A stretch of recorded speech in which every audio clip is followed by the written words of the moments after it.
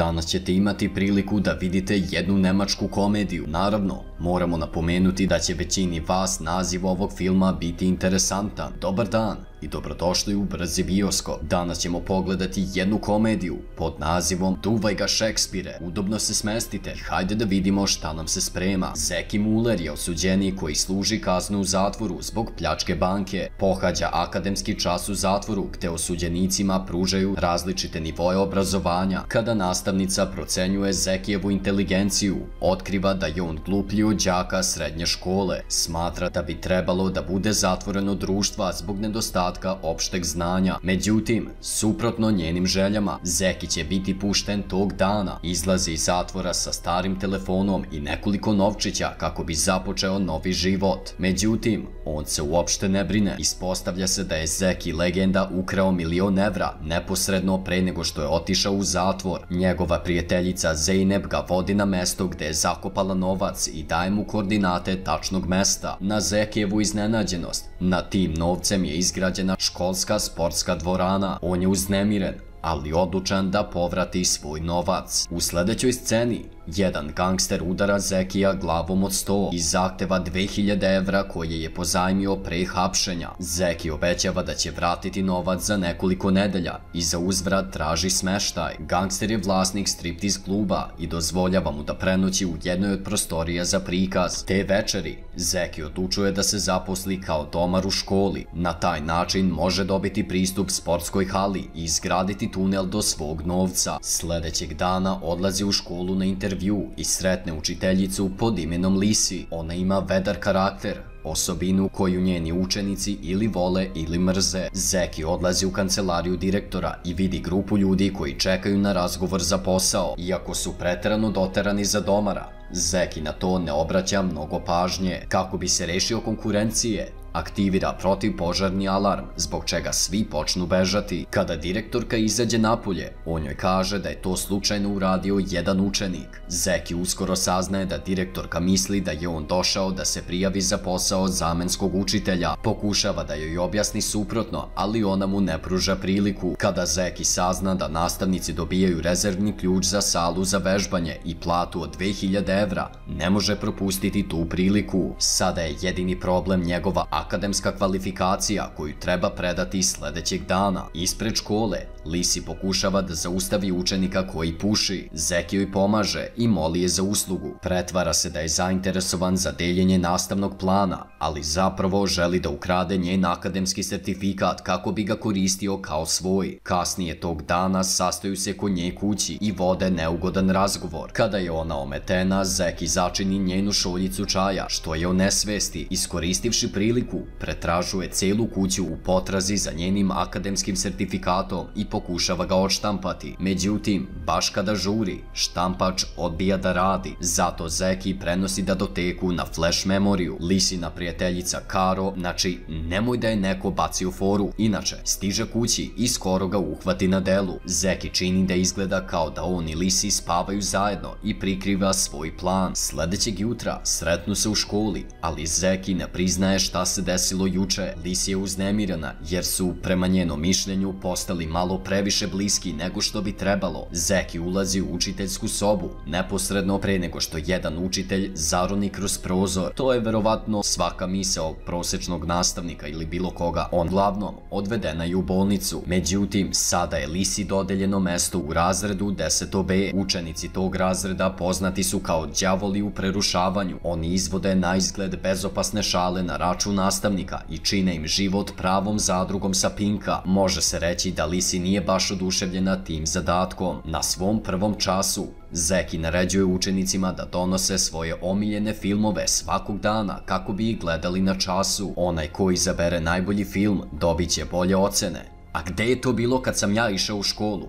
Hoće mi neko reći, u kom slučaju? Čini se da Zeki uživa u podučavanju, ali isto se ne može reći za Lisi. Učenici se smeju na svaku njenu reč i ne sarađuju. Kada uzme kredu, lepljiva supstanca joj se lepi za prste. Zatim, dok pokušava da je opere, slavina se pokvari. Shvata da je učenik namestio šalu i suši se peškirom, samo da bi otkrila da je on prekriven crnom supstancom. Ponižena, pokušava da izađe, ali na vratima stoji pseći brabunjak. nakon što je potpuno poražena od strane monstruma, traži od direktora da joj dozvoli da podeli odgovornost sa nekim. Međutim, direktor je moli da napusti školu ako ne može da se nosi s pritiskom nastavnika. Te noći, Zeki odlazi u školsku salu za vežbanje da počne kopati za svojim novcem. U međuvremenu, kod Lisi, njena prijateljica Karo popravlja štampač koji štampa Lisine akademske rezultate. Pregledajući detalje štampe, shvataju da je to urađeno dok je Zeki bio u kući, a Lisi je bila onesvešćena. Lisi sumnja da je on koristio njenu diplomu kako bi dobio posao. Vozi se do škole i proverava njegove dosijeje u kancelariji direktora. Upoređujući rezultate, shvata da je njena sumnja totalno ispravna. Minut kasnije sreće Zekija i optužuje ga da je koristio njenu diplomu.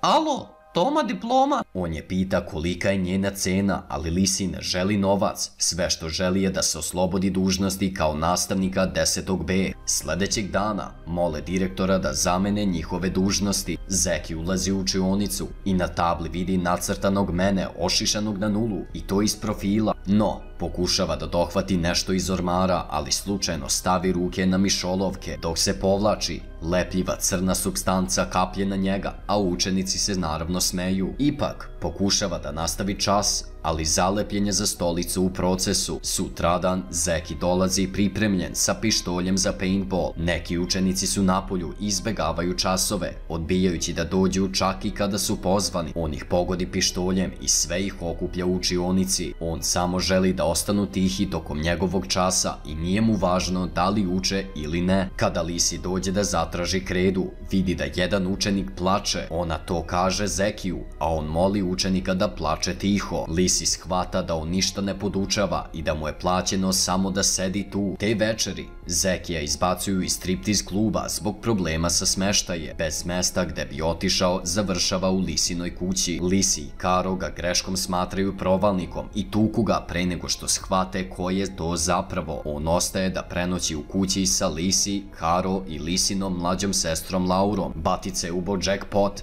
a ja bi verovatno dobio 5 godina robije. Uglavnom, sledećeg jutra, Zeki moli Lisi da mu dozvoli da ostane u njihovoj kući na 2 nedelje. Prvobitno, ona ne želi prevaranta poput njega u njihovoj blizini, ali onda dobija ideju. Pristaje da mu dozvoli da ostane, ali samo ako zaista podučava 10. B. Očajan zbog smeštaja, Zeki naravno prihvata ponudu. Da bi mu pomogla da podučava, daje mu svu potrebnu literaturu i nastavni plan. Karo takođe savetuje da kontroliše vođe razreda, Daniela i Chantel. Ako vođe poštuju njega, ostali će automatski slediti. Zeki čita detalje o vođama i saznaje da su mikrokriminalci. Kasnije tog dana, Lisi i Zeki odlaze u striptiz klub da večeraju. Lisi mu govori da Daniel iz razreda 10. B želi postati diler u budućnosti, što je glavni razlog zašto nije zainteresovan za učenje. Sa ovim saznanjem, Zeki bi mogao pomoći učenicima, iako ga zapravo to uopšte ne zanima. Te večeri, dok kopa po sali za vežbanje, pronalazi zakopanu vremensku kapsulu iz prethodnih godina. Proveravajući je, otkriva Lisinu sliku i poruku unutra. Smekne se njenoj poruci u kojoj se ona žali da nije mršavija. Konačno, zaspi na svom stolu. Ujutro, učenici iskorištavaju njegovu nesvesticu i preuređuju ga. Lisi mu pomaže u toaletu jer mu nije dobro. Briga koju mu pruža je nešto što Zeki nikada ranije nije doživeo. Polako, ali sigurno, počinje se zaljubljivati u nju. Sledećeg dana, Zeki vodi 10. B na edukativnu ekskurziju do kuće dilera. Daniel svedoči kako izgleda život pravog kriminalca i odlučuje da krene drugim putem u karijeri. Zeki savetuje učenike da se pridruže Lisi na časovima pozorišta ako ne žele završiti kao ti dileri. Oni čine kako im je rečeno i prijavljuju se za audiciju za predstavu Romeo i Julija. Daniel se prijavljuje za ulogu Romea i izvodi sjajno. Međutim, Zeki smatra da je drama previše dosadna. Oni učenici zajedno prepravljaju predstavu i stvaraju modernu i zabavnu verziju. Nekoliko nedelja prolazi na sličan način. Zeki nastavlja da kopa tunel kroz gimnaziju. On i Lisi se dobro slažu, a učenici su počeli da uče umesto da prave probleme sve vreme. Jednog dana, ocene koje su učenici dali nastavnicima objavljuju se na internetu. Lisi je razočarana jer nije izabrana ni za jednu kategoriju. Većini nastavnika je to samo glupa igra, ali pošto Lisi Lisi želi da je učenici vole,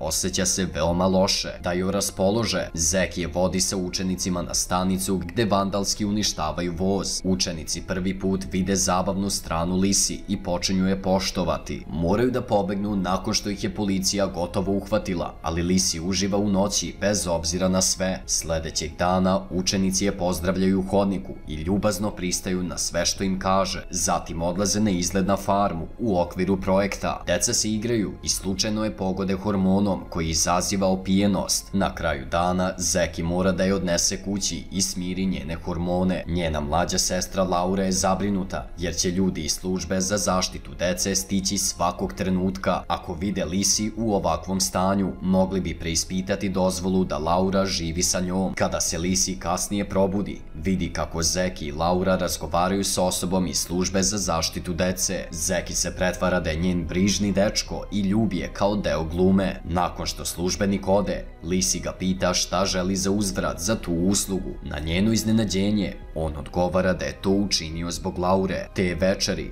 Zeki napokon pronalazi novac koji je tražio, proživljava mnoštvo emocija i počinje plakati od sreće.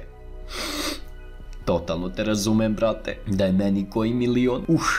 Preporodio bi se. Uglavnom, zatim odlazi u striptiz klub i plaća svoje dugove. Kada ga pitaju gde želi da ide sada, Zeki tvrdi da je počeo da voli svoj novi život. Na dan izvođenja moderne verzije predstave Romeo i Julija, svi su nervozni. Na kraju dana predstava je uspešna i osvaja drugo mesto na takmičenju. Učenici su presrećni jer je ovo prva stvar koju su kao grupa uspešno odradili. Sledećeg dana na času fizičkog, jedan učenik izvodi visoki skok i slučajno otkriva tunel ispod teretane. Kada Lisi ode da proveri, slučajno čuje Zekija sa druge strane kako razgovara telefonom. On otkriva sve o svojim pravim namerama dolaska u školu. Lisi se osjeća izdano i iskorišćeno. Takođe saznaje o njegovoj prošlosti kao kriminalcu i preti da će pozvati policiju ako odmah ne napusti posao i njen dom. Bez načina da je ubedi u suprotno, Zeki pristaje da ode. Sledeći dan je veliki test za koji su se učenici dugo pripremali. Pre nego što počne,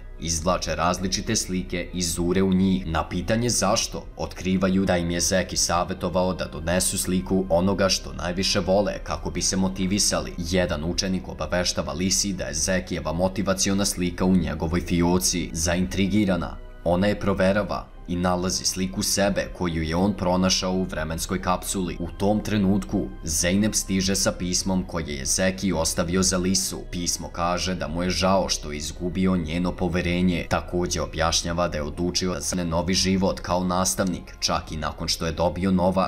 Direktorka plače dok pregleda testove 10. B. Napredak koji su pokazali je izuzetan i zasluge idu Zekiju. Ona želi da on ostane stalni nastavnik, ali Zeki priznaje da nema kvalifikacije. Direktorki se čini da nije bitno. Ona lažira srednjoškolsku diplomu za njega i dozvoljava mu da ostane. Na kraju, par se pridružuje svima na maturi i uživa u njoj. To bi bilo to za Duvaj ga Šekspire. Nadamo se da ste uživali. Ocenite nam u komentarima šta mislite o filmu i ne zaboravite da uvek ostanete motivisani. Doduše, ok je nekada mrzeti školu, jer realno gledano pola stvari zaboravimo za 2 dana, a ne za par godina. Vidimo se u sledećem klipu.